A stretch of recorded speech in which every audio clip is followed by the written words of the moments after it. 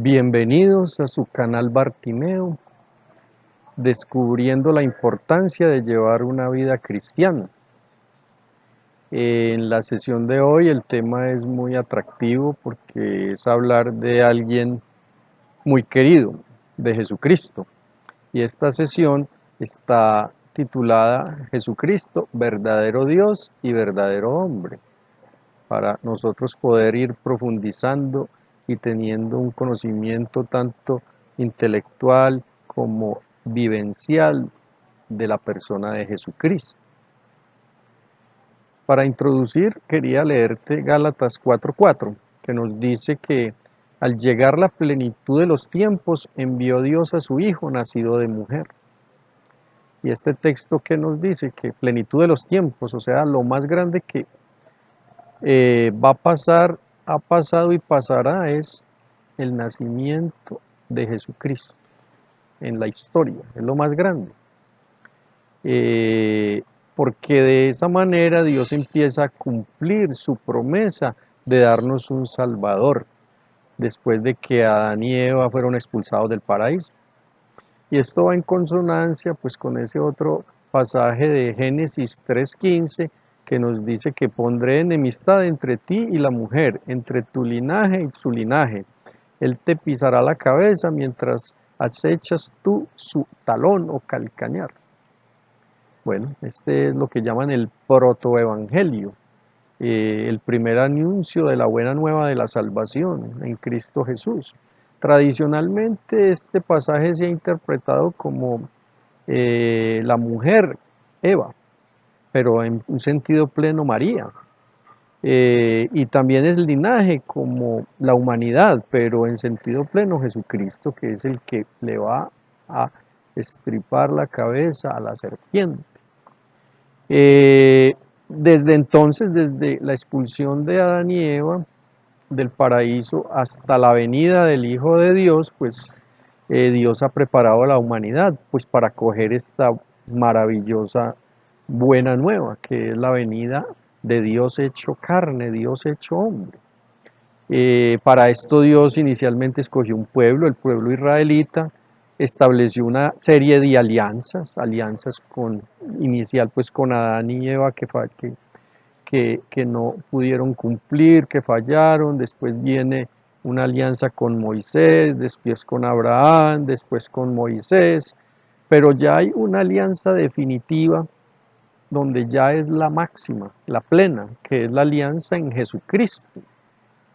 Y esa es la alianza que dicen los textos del Antiguo Testamento, que es la alianza eterna y definitiva, y que llega a nosotros por Jesucristo, porque Jesucristo es Dios y hombre, y eso pues lo iremos descubriendo un poco más ahora en esta misma sesión.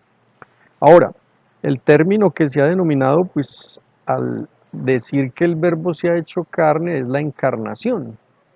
La encarnación tiene su origen en el amor de Dios por las personas humanas. Dice la primera carta de Juan 4, versículo 9, que en esto se manifestó el amor de Dios, en que Dios envió al mundo a su Hijo único para que vivamos por medio de Él. Y esta es una prueba muy fehaciente del amor de Dios por nosotros. ¿Por qué? Porque el hombre por sí mismo, después del pecado de Adán y Eva, quedó sin poder hacer nada, a su suerte. Y Dios tiene un plan para salvarlo, qué maravilla, siendo el hombre culpable, siendo la pareja humana culpable de pecado, de todas maneras Dios no los dejó tirados. Pero Dios tiene un plan impresionante, porque el plan que Él tiene es hacerse hombre, participar de nosotros. Él, que es el infinito poder, quiere participar de nuestra naturaleza. Y eso nos muestra que tras la caída del pecado en el paraíso, la encarnación tiene una finalidad salvadora y redentora. Como dice por ahí un himno de siglos atrás, por nosotros los hombres y por nuestra salvación bajó del cielo y se encarnó por obra del Espíritu Santo de María Virgen y se hizo hombre. O sea, Dios asume nuestra naturaleza humana para redimirla. Eh, en Lucas 19:9 nos muestra esto muy claramente. El Hijo del Hombre ha venido a buscar y salvar lo que estaba perdido. También nos lo dice Juan 3:17. Dios no ha enviado a su Hijo para condenar al mundo, sino para que el mundo se salve por él. Y es muy bonito ver ese plan de Dios, que es que Dios es infinito en misericordia, en justicia, en poder y en sabiduría. Y aquí empieza uno a entender toda la lógica del plan divino. ¿Por qué? Porque claro, es que Dios exige también justicia. El hombre pecó, lo ofendió y lo tiene que desagraviar, lo tiene que reparar ese pecado. Y Dios exige justicia, o sea que si un hombre pecó, un hombre lo tiene que reparar. Lo que pasa es que el estado en que el hombre quedó después del pecado de Adán y Eva fue mortal, no podía hacer nada. Pero Dios de todas maneras exige que un hombre sea el que repare. ¿Y quién es ese? Cristo. ¡Qué maravilla! Y desborda su amor misericordioso, desborda su amor misericordioso. Ahora, sigamos profundizando un poco en la figura de Jesucristo.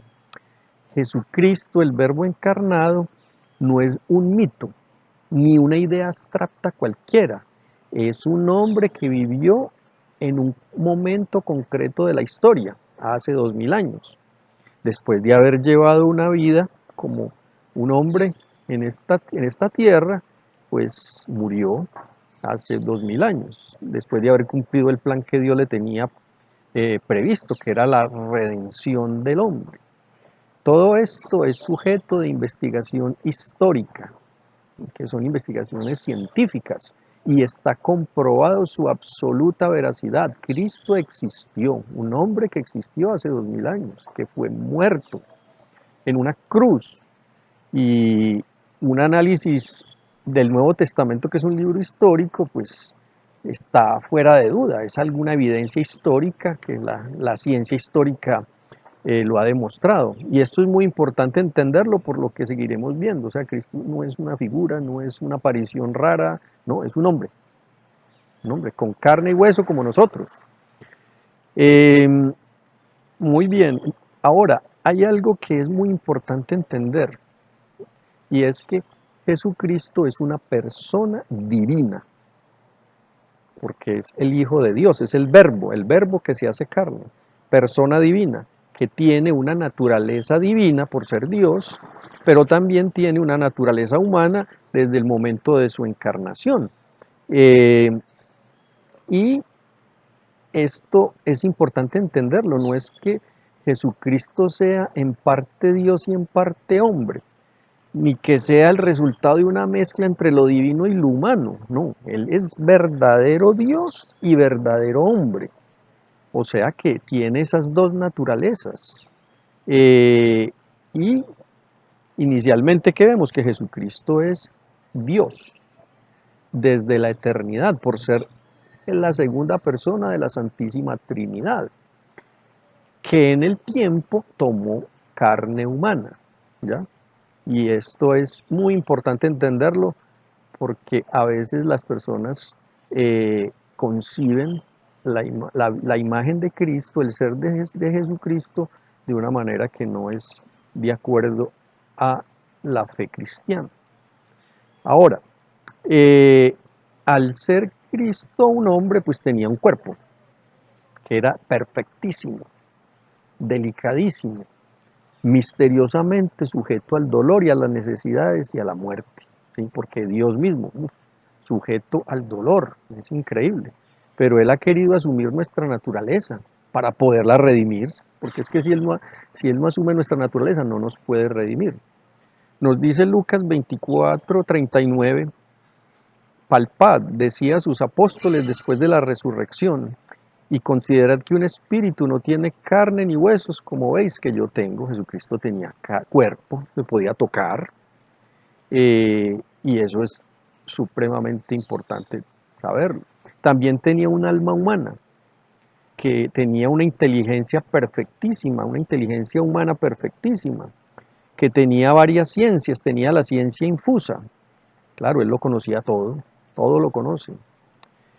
También tenía en su inteligencia humana la ciencia beatífica, él podía contemplar la esencia divina, a lo que estamos llamados nosotros los hombres si nos salvamos, si lo acogemos a él. Pero también, qué cosa tan bonita, también tenía una ciencia adquirida. Él aprendió el oficio de artesano de José, su padre putativo, y fue aprendiendo cómo se hacían las mesas, los arreglos, lo fue aprendiendo, es increíble, porque es que asumió nuestra naturaleza, qué cosa tan impresionante, de hermosa, cómo nos quiere, que es que quiere parecerse, quiere ser uno de nosotros, se ha hecho uno de nosotros. También Jesucristo tenía una voluntad humana perfectísima, dotada de eminente poder y santidad y perfecta libertad. Nos dice Juan 10:18, soy dueño de dar mi vida y dueño de recobrarla. Encontrar una persona con perfecta libertad, pues eso no nos lo imaginamos fácilmente, porque la deficiencia humana está muy a flor de piel en nosotros mismos y en los demás. En Cristo no, Cristo es perfectísimo. Cristo estuvo adornado con la plenitud de gracia, claro, en su humanidad. Tenía todas las virtudes en grado pleno, los dones del Espíritu Santo. Esto no podría ser de otra cosa, dada su unión íntima y personal con el Verbo.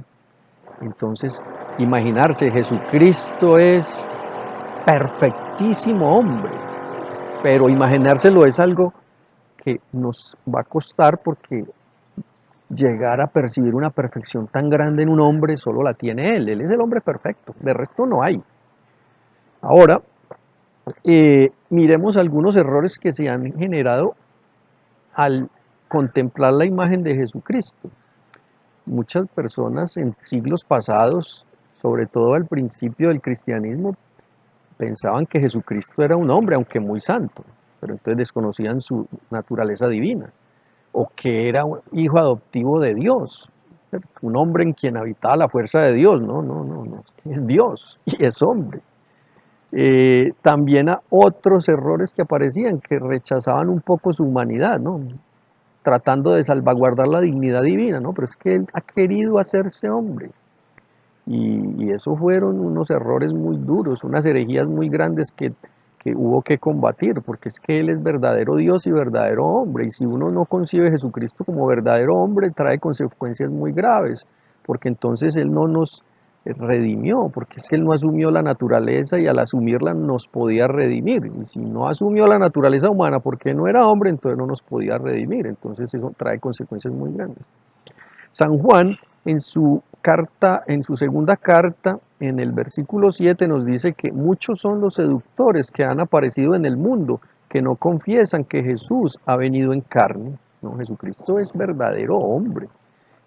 También es importante tener muy claro que en la única persona del Verbo, del Hijo de Dios, subsisten dos naturalezas, la divina y la humana.